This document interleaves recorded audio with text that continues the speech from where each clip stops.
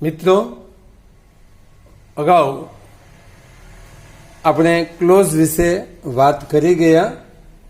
એમાં આપણે એડોબ ક્લોઝના બધા પ્રકારો જોઈ ગયા.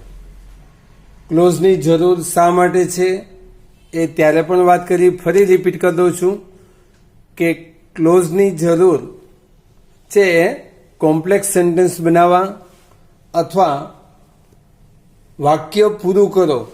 ધોરણ 10, 11, 12 આ બધાને છે એ 9ને પણ છે વાક્ય અધૂરું વાક્ય પૂરું કરો.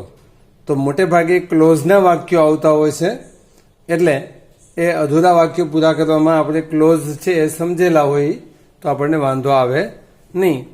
હવે એડોબ ક્લોઝના ઘણા બધા પ્રકાર હતા, એટલે આપણે એડોબ ક્લોઝને સૌથી પહેલાં લીધું.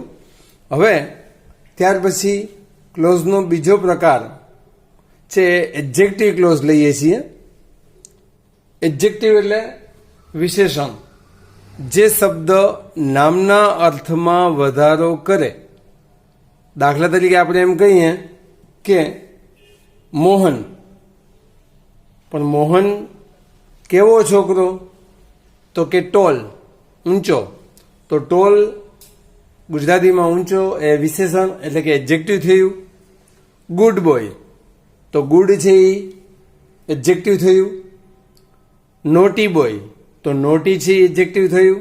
તો આવી રીતે જે શબ્દ નામના અર્થમાં વધારો કરે એને વિશેષણ કહેવાય.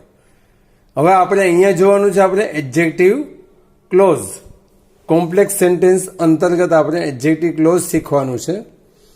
તો એડજેક્ટિવ ક્લોઝ કઈ રીતે થાય તો એના માટે પહેલા સેન્ટેન્સ પેટર્ન આપણે સમજવી પડે.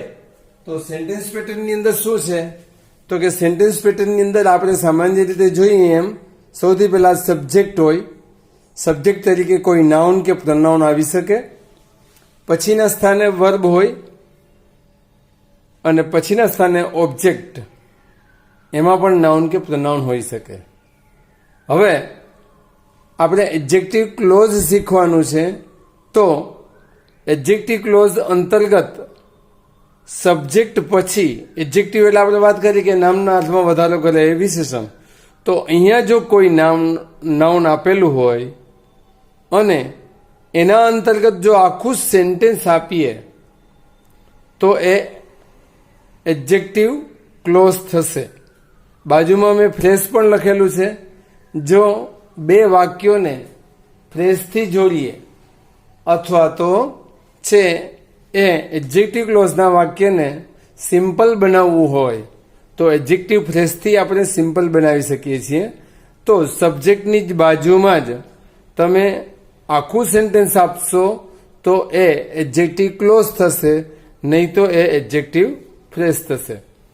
એ જ રીતે અહીંયા કદાચ નાઉન ન આપેલું હોય અને પ્રનાઉન આપેલું હોય તો પાછળ કદાચ ક્યારેક નામ આપેલું હશે તો ત્યાં નાઉનની ને અર્થમાં વધારો કરવા માટે આપણે આખું એડજેક્ટિવ વાળું સેન્ટેન્સ આપીશું તો એ પણ એડજેક્ટિવ ક્લોઝ થશે. હવે એડજેક્ટિવ ક્લોઝના બે જે સિમ્પલ સેન્ટેન્સના બે વાક્યો હશે તો એ બે વાક્યોને એડજેક્ટિવ ક્લોઝથી કઈ રીતે જોડવા એની આપણે થોડીક સમજૂતી લઈએ, પછી એને આપણે ઉદાહરણો સાથે જોઈએ. હવે આપણે અહીંયા તમને જુદા જુદા સર્વનામો આપેલા છે. આઈ, વી, યુ, હી, સી, ધે. આ સર્વનામો એવા છે વ્યક્તિ માટે વધુમાં વધુ વપરાતા હોય છે. જો આઈ, વી, યુ થી માંડીને ધેય સુધીના સર્વનામોને દૂર કરીને જો કોઈ વાક્યને જોડવાનું હોય તો હું થી જોડી શકાય, કારણ કે હું છે એ વ્યક્તિવાચક સર્વનામ છે. એ જ રીતે મી, અસ, યુ, હિમ, હર, ધેમ આ છે એ કર્મના સર્વનામ છે.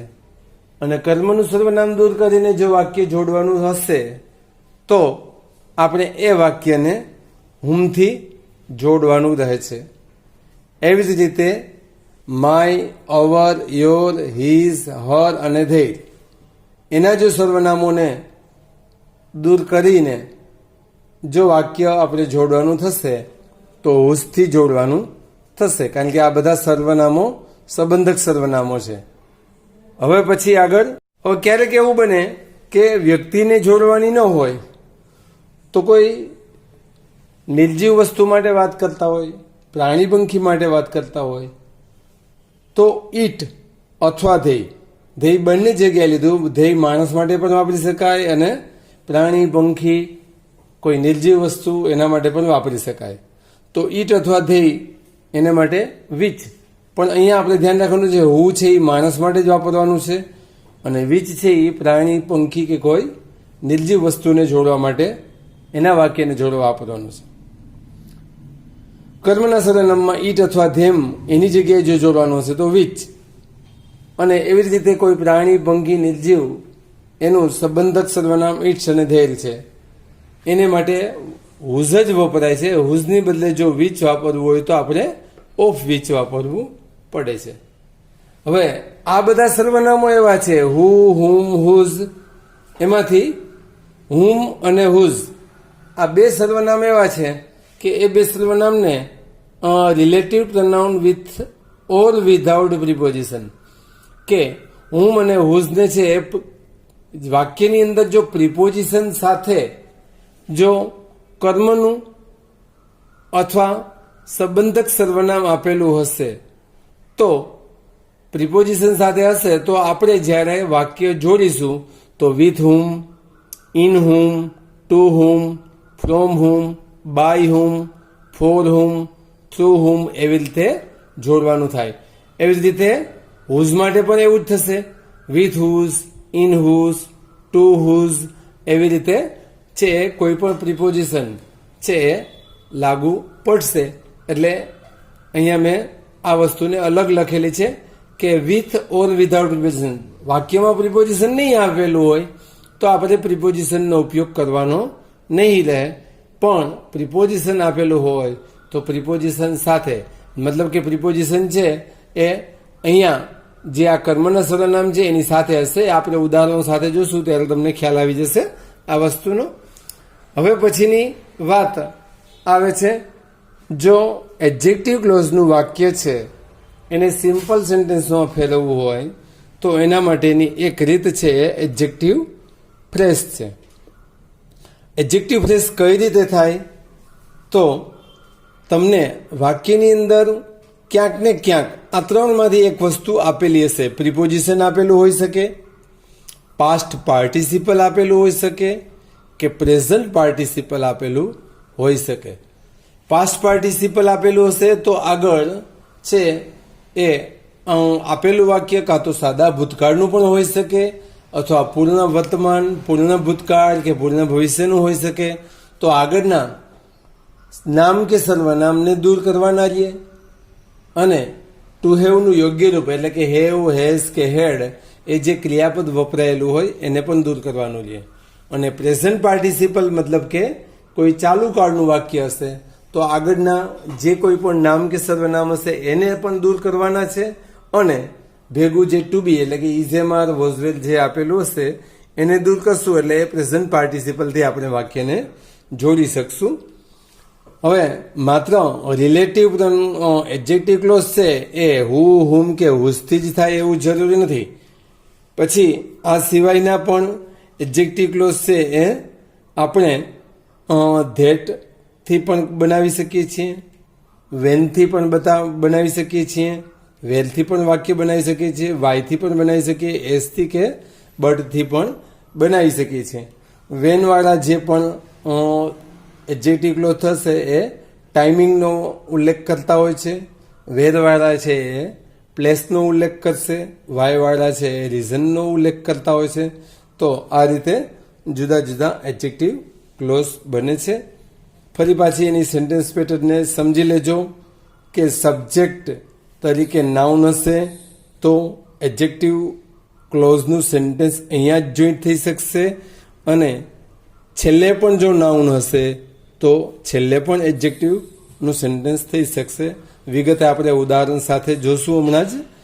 સાથે જો અહીંયા પ્રનાઉન આપેલું હશે તો છેલ્લે ઓબ્જેક્ટ તરીકે નાઉન હશે તો એડજેક્ટિવ ક્લોઝનું સેન્ટેન્સ છે એ આપણે છેલ્લે જોઈન્ટ કરીશું. તો હવે આપણે મિત્રો સૌ પ્રથમ હુ અને હુમ એના એડજેક્ટિવ ક્લોઝ કઈ રીતે બને છે એને ઉદાહરણો સાથે જોઈએ.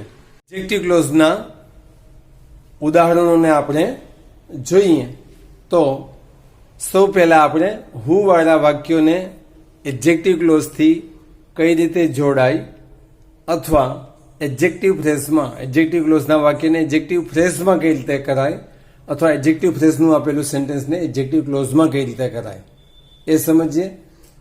ફરીથી રિપીટ કરું છું કે આ વાક્યો અધૂરા વાક્યોને પૂરા કરવા માટે મતલબ કે કમ્પ્લીટ ધ સેન્ટેન્સ અંતર્ગત પણ હોઈ શકે છે. એટલે જ્યાં રેડ લાઈન કરેલી છે એ ભાગ ક્યારેક આપેલો હોય તો બાકીનો ભાગ આપણે પૂરો કરવાનો હોય છે અને ક્યારેક બાકીનો ભાગ આપેલો હોય તો રેડ ભાગ અંતર્ગત શું આવે એ આપણે જોવાનું છે.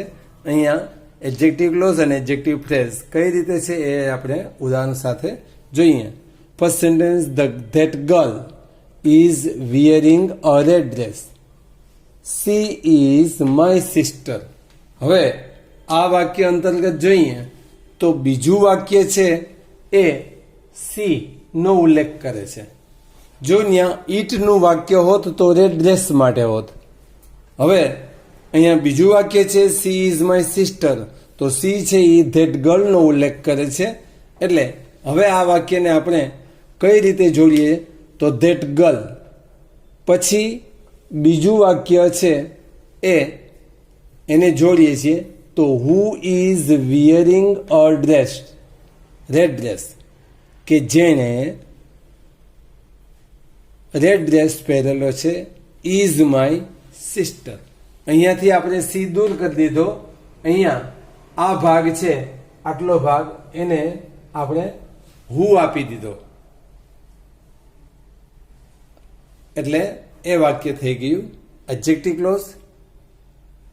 અથવા તો આ વાક્યને બીજી રીતે પણ બોલી શકીએ that girl who is my sister is wearing A dress.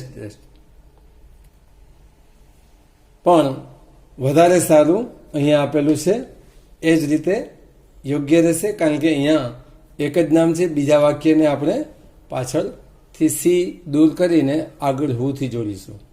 હવે આ જ વાક્યને મેં વાત કરી હતી કે એડજેક્ટિવ ફ્રેઝ કઈ રીતે થાય તો અહીંયા તમે જોશો કે હુ અને ઇઝ. હુ મતલબ કે એક જાતનું છે રિલેટિવ પ્રનાઉન જ થયું. સી ની બદલે આપણે હુ લઈએ છીએ એટલે હુ ને દૂર કરી દેશું. એવી રીતે હુ પછીનું ઇઝ છે એને દૂર કરી દેશું. તો આપણા માટે છે આ બે શબ્દોને જ્યારે દૂર કરશું એટલે આ થઈ ગયું આપણું પ્રેઝન્ટ પાર્ટિસિપલ. વિયરિંગ શબ્દ છે પ્રેઝન્ટ પાર્ટિસિપલ. ધેટ ગર્લ પછી વિયરિંગ અ રેડ ડ્રેસ એ એડજેક્ટિવ ફ્રેઝ થયો. ફ્રેઝ મતલબ શબ્દોનો સમૂહ. વિયરિંગ એક શબ્દ એ રેડ અને ડ્રેસ આ ચાર શબ્દો થઈને એક શબ્દ સમૂહ તૈયાર થયો એટલે એને આપણે એડજેક્ટિવ ફ્રેઝ કહીશું ઇઝ માય સિસ્ટર. બીજું વાક્ય જોઈએ એવી રીતે મોરાર ઇઝ માય કઝિન. હવે તમે મિત્રો અહીંયા જોશો કે અહીંયા આપણે આગળ બે જગ્યાએ નામ આપ્યું છે. મોરાર છે એ પ્રોપર નાઉન છે અને કઝિન કોમન નાઉન છે. પણ કઝિન શબ્દ છે એ પાછો માય સાથે જોડાયેલો છે. તો બીજું વાક્ય હી ડાઈડ ઇન ધ એક્સિડન્ટ. હવે એ વાક્યને આપણે છે બે રીતે કઈ રીતે જોડાય એ જોઈએ. તો મોરાર બીજા વાક્યને સીધું આગળ લઈ લીધું. Who died in the accident is my cousin. મતલબ કે અહીંયાનો જે આ હી છે એને દૂર કરી અને આખું વાક્યને આગળ લઈ લીધું. બીજી રીતે કે કઝિન શબ્દ છે નાઉન છે તો નાઉન પછી આપણું આખું વાક્ય હીની બદલે હુ કરીને પાછળ એ વાક્ય લખી શકીએ Morar is my cousin who died in the accident. બંને વાક્યો છે એડજેક્ટિવ ક્લોઝ થશે. મેં કમ્પ્લીટ ધ સેન્ટેન્સ અંતર્ગત વાત કરી તો પરીક્ષાની અંદર આપણને મોરાર ઇઝ માય કઝિન હુ થી આટલો ભાગ આપે તો ડાઈડ ઇન ધ એક્સિડન્ટ કે બીજો કોઈ પણ ભાગ આપણે એમાં જોડી શકીએ છીએ. અને હવે અહીંયા મેં તમને જેમ વાત કરી હતી એમ ડાઈડ હી ડાઈડ શબ્દ વાળું વાક્ય સાદા ભૂતકાળનું છે, તો ડાઈડને પાસ્ટ પાર્ટિસિપલ તરીકે પણ ગણી શકીએ. એડજેક્ટિવ ફ્રેઝમાં ફેરવવું હોય તો Morar died in the accident is my cousin. Next sentence એવું બીજું જ વાક્ય જોઈએ. ધ લેડી, જો અહીંયા પેલું જે વિયરિંગ શબ્દવાળું વાક્ય હતું એ પ્રેઝન્ટ પાર્ટિસિપલનો ઉપયોગ કર્યો, અહીંયા પાસ્ટ પાર્ટિસિપલનો ઉપયોગ કર્યો એડજેક્ટિવ ફ્રેઝ કરવા માટે, મતલબ કે સિમ્પલ સેન્ટેન્સ બનાવવા માટે થઈને. અને હવે આપણે ત્રીજી રીત જોઈએ, પ્રિપોઝિશનનો ઉપયોગ કરીને સિમ્પલ સેન્ટેન્સ કેમ બનાવાય. The lady is in white dress, she is an activist. તો ધ લેડી, હવે અહીંયા જે સી આપેલો છે એને દૂર કરીને આપણે અહીંયા હુથી વાક્ય લઈ લઈએ છીએ. Who is in white dress is an activist. હવે અહીંયા હુ અને ઇઝ આ બે શબ્દોને જ્યારે આપણે દૂર કરી દેશું તો ઇન છે પ્રિપોઝિશન થયું, એટલે the lady in white dress is an activist. એટલે આ ત્રણ વાક્યો આપણા છે સિમ્પલ સેન્ટેન્સ થઈ જાય છે. સિમ્પલ સેન્ટેન્સ માટે મેં તમને વાત કરી હતી કે તમે પ્રેઝન્ટ પાર્ટિસિપલ અથવા પાસ્ટ પાર્ટિસિપલ અથવા પ્રિપોઝિશનનો ઉપયોગ કરી અને તમે વાક્ય બનાવી શકો છો. તો આ છે એ હુના વાક્યોનું ઉદાહરણ થયું. હવે પછી આપણે હુમના વાક્યોને જોઈએ. હવે આપણે જે હુના ઉદાહરણો જોયા, તો હવે આપણે હુમના ઉદાહરણો જોઈએ. એક ઉદાહરણ ફરી પાછું હુનું લખેલું છે, અને હુને અને હુમમાં શું તફાવત રહે છે, કઈ રીતે વાક્ય જોડાય છે એને આપણે સમજીએ. તો અહીંયા તમે જોશો, that is a girl, she got the award. She નીચે અંડરલાઈન કરી છે, મતલબ કે સી છે એ કર્તાનું સબ્જેક્ટનું સર્વનામ છે અને એની જ બદલે આપણે સીધું હું મૂકીએ છીએ. એટલે જ્યારે કર્તાની બદલે જ્યારે આપણે જોડવાનું થાય તો એના પછી ક્રિયાપદ હોય છે, એટલે હું પછી ક્રિયાપદ આવવું જરૂરી છે. અને કર્તાની બદલે જ્યારે આપણે જોડવાનું થાય તો હુંનો ઉપયોગ કરવાનો અને પછી તરત ક્રિયાપદ હોવું જોઈએ.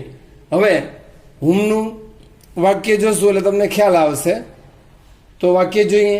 They are the students, I make this video for them. હવે તમે જોશો કે અહીંયા આઈ છે એ અહીંયા સ્ટુડન્ટ્સ માટે નથી આગલા વાક્યના, પણ અહીંયા તમને પાછળ વાક્યમાં ફોર ધેમ નીચે લાઈન કરી છે. મતલબ કે ધેમ છે એ ઓબ્જેક્ટ છે, કર્મ છે, તો એમના માટે થઈને આપણે વાક્ય બનાવીએ છીએ. તો અહીંયા બીજી વસ્તુ પણ એ સમજવાની છે કે અહીંયા ફોર વાપરેલું છે, ખાલી ધેમ નથી, ધેમ સાથે ફોર વાપર્યું છે. ફોર છે પ્રિપોઝિશન છે. તો જ્યારે આપણે આવું વાક્ય બનાવીએ ત્યારે ધેમ નીકળી જશે અને ધેમની બદલે હુમ કર્મનું સર્વનામ વાપરવાનું આવશે અને સાથે ફોર પણ વાપરવાનો આવે. તો they are the students, students છે એ વ્યક્તિ છે એટલે એની બાજુમાં જ પાછું જેમ આપણે અહીંયા હું છે એ જે નામની વાત કરતા હતા એની બાજુમાં જ સર્વ આવતું હતું વાક્ય, તો જ એડજેક્ટિવ ક્લોઝ બને. એમ અહીંયા સ્ટુડન્ટ્સ છે એ પણ નામ છે એટલે એની બાજુમાં જ છે ફોર હુમ આવશે તો જ એડજેક્ટિવ ક્લોઝ બનશે. તો they are the students for હુમ.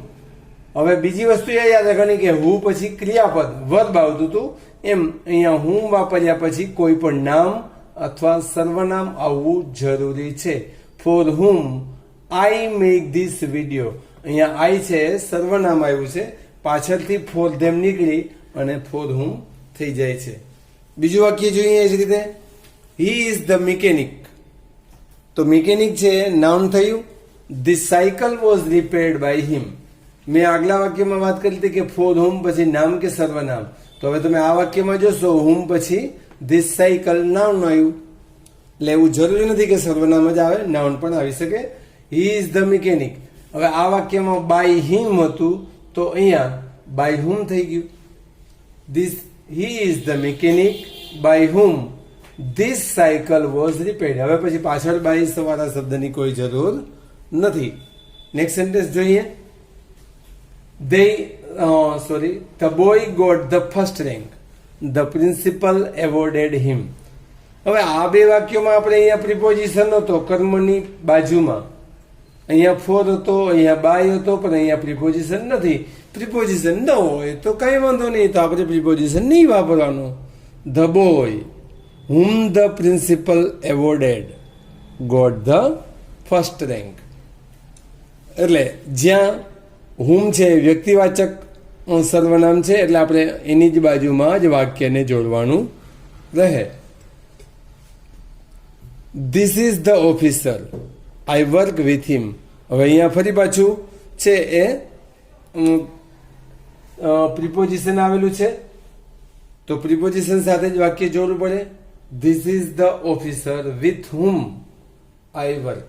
ખાસ ધ્યાન રાખજો મિત્રો કે whom પછી કોઈ પણ નામ કે સર્વનામ હોવું જોઈએ. Next, Mahadev is the God. I have faith in him. તો મહાદેવ એ ભગવાન છે કે જેની અંદર મને શ્રદ્ધા છે. હિમની આગળ ઇન આપેલો છે, તો ઇન અને હિમ, અને જ્યારે વાક્ય જોડશું તો હિમ દૂર થઈ જશે ને હુમ આવી જશે. Mahadev is the God in whom I have faith. Whom પછી આઈ સર્વનામ આવ્યું. એ જ રીતે છે મહાદેવની બાજુમાં પણ એ વાક્ય જોડી શકે, ગોડની બાજુમાં પણ ગોડ છે એ નામ છે એટલે એની બાજુમાં પણ તમે in whom I have faith કરી શકો. તો Mahadev in whom I have faith is the God એમ પણ કરી શકીએ છીએ. She is the madam. I had given a paper to her. તો અહીંયા ટુ વાળું વાક્ય છે, ટુ પછી હર સર્વનામ છે, તો she is the madam to whom. અહીંયા ટુ હતો એટલે ટુ સાથે હુમ આવ્યું, પછી છે આઈ પ્રનાઉન આવ્યું. To whom I had given a paper. Mister Purohit is a professor. I learnt Gujarati from him. તો ફ્રોમ પ્રિપોઝિશન વાપર્યું, તો ફ્રોમ સાથે હિમ છે, તો અહીંયા આપણે ફ્રોમ હુમ કરવું પડે. તો mister Purohit is a professor. Professor છે એ પણ વ્યક્તિવાચક નામ છે એટલે એની બાજુમાં પણ તમે વાક્ય કહી શકો from whom I learnt Gujarati. અને આ જ ભાગને તમે આગળ પણ લઈ શકો. Mister Purohit from whom I learnt Gujarati is a professor. તો એવું જરૂરી નથી કે દરેક વાક્ય છે એ પાછળના જ ભાગે જોડાય. નામ જો આગળ આપેલું હોય તો અહીંયા તમે જોશો તો મહાદેવ નામ છે એ અહીંયા આગળ છે, તો અહીંયા પણ વાક્ય જોડી શકાય. એવી રીતે અહીંયા ધ બોય આગળ હતું તો અહીંયા પણ વાક્ય આગળ જોડી શકાય. એટલે નામ કઈ જગ્યાએ છે એને ધ્યાનમાં લેવું જોઈએ. Call the peon. I have sent a file through him. હવે અહીંયા થ્રુ પ્રિપોઝિશન છે, સાથે હિમ છે, તો એ વાક્યને call the peon through whom I have sent a file. તો મિત્રો ખાસ આપણે જ્યારે હુમનો ઉપયોગ કરીએ ત્યારે બે વસ્તુને યાદ રાખવાની છે કે હુમ પછી છે દરેક વાક્યમાં કાં તો કોઈ નામ આવવું જોઈએ અથવા તો સર્વનામ આવવું જોઈએ. ફરીથી એક વખત ઝડપથી જોઈ લઈએ. હુમ પછી અહીંયા આઈ સર્વનામ છે, હુમ પછી અહીં ધી સાયકલ નાઉન છે, પછી અહીંયા હુમ પછી ધ પ્રિન્સિપાલ નાઉન છે, વિથ હુમ પછી અહીંયા આઈ સર્વનામ છે, અહીંયા હુમ પછી આઈ સર્વનામ છે, પછી હુમ પછી આઈ સર્વનામ છે, હુમ પછી આઈ સર્વનામ ને હુમ પછી આઈ સર્વનામ. તો એવું જરૂરી નથી કે આઈ જ સર્વનામ હોવું જોઈએ, કારણ કે અહીંયા મેં વાક્યો લીધા એમાં વધારે આઈ લીધો છે. છે આઈ, વી, યુ, હી, સી, ઇટ, ધઈ કોઈ પણ સર્વનામ આવી શકે હુમ પછી, પણ આગળ છે કોઈ વ્યક્તિ હોવી જોઈએ. અહીંયા સ્ટુડન્ટ છે, અહીંયા મિકેનિક છે, અહીંયા બોય છે, અહીંયા ઓફિસર છે, અહીંયા ગોડ છે, અહીંયા મેડમ છે, પ્રોફેસર છે અને અહીંયા પ્યુન છે. એટલે હુમનો ઉપયોગ કરતા પહેલા વ્યક્તિ હોવી જોઈએ, કારણ કે હુમ છે એ વ્યક્તિવાચક સર્વનામ છે, અને હું પણ વાપરીએ ત્યારે પણ આગળ વ્યક્તિ હોવી જોઈએ. પણ હું અને હુમમાં આ તફાવત છે, હું પછી સીધું વર્બ આવવું જરૂરી છે. હવે આપણે મિત્રો આગળ હુઝનો ઉપયોગ જોઈશું. હુઝના ઉદાહરણમાં આગળ જઈએ એ પહેલાં ફરીથી એક વખત રિપીટ કરી લઈએ કે that is a girl, she got the prize. She છે એ ગર્લ માટે વપરાયેલો શબ્દ છે, એટલે આપણે સી ને દૂર કરીને સીધું હુથી વાક્ય બનાવી શકીએ. હુ છે વ્યક્તિવાચક સર્વનામ થશે. That is the boy, the teacher punished him. તો ધ ટીચર છે એ પણ વ્યક્તિવાચક છે, બોય છે એ પણ વ્યક્તિવાચક છે, હિમ છે વ્યક્તિવાચક છે, હિમ છે કર્મના સ્થાને છે, એટલે કર્મને દૂર કરીને આપણે અહીંયા બોયને માટે વ્યક્તિવાચક સર્વનામ હુમનો ઉપયોગ કરી હુમ ધ ટીચર પનિશ્ડ. આ બે સર્વનામો વ્યક્તિવાચક છે. હુઝ માટે આવું કોઈ બંધન નથી, એટલે અહીંયા હુઝની પહેલા શું હોવું જોઈએ એ જરૂર નથી. અહીંયા હુની પહેલા ગર્લ વ્યક્તિ હતી, અહીંયા હુમની પહેલા બોય વ્યક્તિ હતી. હવે એવી રીતે હુઝમાં આગળ કોઈ હોવું જરૂરી નથી, પણ ખાસ ધ્યાન રાખવાનું કે હીઝ પછી અહીંયા બુક છે, તો હીઝ છે સંબંધક સર્વનામ છે. તો અહીંયા પણ હુઝ પછી દરેક વાક્યમાં છે વ્યક્તિ કે કોઈક વસ્તુ હોવી જરૂરી છે. એક ખાસ ધ્યાન રાખવાનું, હુઝની પહેલા કોણ છે એને કંઈ ધ્યાનમાં લેવાનું જરૂર નથી. તો આપણે આગળ હુઝના ઉદાહરણો જોઈએ. This is the boy, his book is lost. હવે અહીંયા હિઝ સર્વનામ છે એ છે વ્યક્તિ માટે, પણ હિઝ પછી બુક છે તો આપણે હુઝ પછી બુક આવવું જોઈએ. This is the boy whose book is lost. Next sentence જોઈએ. That is a nurse, I was playing with her son. જેવી રીતે આપણે હુમની અંદર જોયું હતું કે હુમની સાથે પ્રિપોઝિશન આવે, એટલે એવી જ રીતે હુઝ પણ એવો જ શબ્દ છે. એમાં પણ રિલેટિવ પ્રોનાઉન તરીકે જ્યારે એનો ઉપયોગ કરીએ તો જુદા જુદા પ્રિપોઝિશન આવે. વાક્યમાં કયું પ્રિપોઝિશન વાપરેલું છે એને જ ધ્યાનમાં લેવાનું. અહીંયા વિથ પ્રિપોઝિશન વાપરેલું છે, તો વિથ પછી હર આપેલું છે. તો જ્યારે આપણે વાક્યને જોઈન કરીશું તો that is a nurse with whose son I was playing. તો હુઝ પછી સન છે એ વ્યક્તિ આવી, અહીંયા હુઝ પછી બુક વસ્તુ આવી. નેક્સ્ટ સેન્ટેન્સ જોઈએ.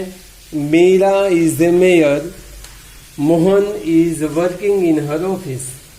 તો ઇન પ્રિપોઝિશન આવ્યું, હર પછી ઓફિસ છે, તો Meera is a mayor in whose office Mohan is working. અને એ જ રીતે આ વાક્યને આગળ પણ લઈ શકીએ. મીરા, કારણ કે અહીંયા આ વાક્યમાં બધામાં સર્વનામ આગળ હતા, અહીંયા મીરા છે પ્રોપર નાઉન છે આગળ છે, તો આપણે આગળ પણ આ ઇન હુઝ ઓફિસ લઈ શકીએ. Meera in whose office Mohan is working is a mayor, એમ પણ આપણે વાક્ય કરી શકીએ. She is Mona, Mohan sent his file to her office. તો ટુ પછી હર ઓફિસ શબ્દ છે, તો અહીંયા she is Mona to whose office Mohan sent his file. તો ટુ પછી હર હતું એટલે એને ધ્યાનમાં લઈને ટુ હુઝ કરવું પડે છે. He is the officer, I got an appointment from his office. તો he is the officer from whose office I got an appointment. You are the students, I got a reputation by your results. તો અહીંયા by પછી your છે અને પછી result છે, તો you are the students by whose results I got reputation. You are the students, I am making videos for your home learning. So you are the students for whose home learning I am making videos. He is Ronak Bhai. I learnt making videos through his guidance. So he is Ronak Bhai, through whose guidance I learnt making videos. તો મિત્રો અહીંયા આપણે હું કર્તાનું સર્વનામ, હુમ કર્મનું સર્વનામ અને whose એનું સંબંધક સર્વનામ એના આપણે ઉપયોગ જોયા. હું પછી ફરીથી યાદ રાખજો, ક્રિયાપદ હોવું જોઈએ, આગળ વ્યક્તિ હોવી જોઈએ. આ ત્રણ વસ્તુ સાથે જ હોવી જોઈએ.